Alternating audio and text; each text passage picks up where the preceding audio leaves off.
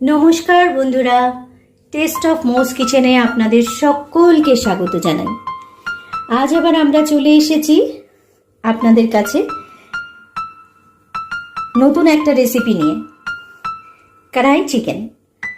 তো আজ আমরা কড়াই চিকেন বানাবো। তার জন্য আমি নিয়ে নিয়েছি ফ্রেশ চিকেন, 4টে টমেটোকে 2 পিস করে, আর নিয়ে নিয়েছি 2টো পেঁয়াজ, যেটাকে আমি স্লাইসেস করে নিয়েছি, এরকম ভাবে ছাড়িয়ে ছাড়িয়ে কোয়ার মতন স্লাইস করে নিয়েছি।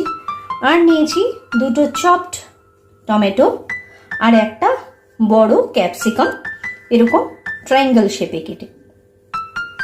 তো বন্ধুরা, আর আমাদের লাগছে কটা কাঁচা লঙ্কা, যেটা আমি এরকমই ট্রায়াঙ্গেল শেপে কেটে নিয়েছি, বড় চামচের 2 চামচ আদা এবং রসুনের পেস্ট, তার সাথে আমার ঘরের বানানো ফ্রেশ কড়াই চিকেন মশলা, আর তার সাথে কিছু গুঁড়ো মশলা, যেগুলো দিয়ে আজ আমরা কড়াই চিকেন বানাবো।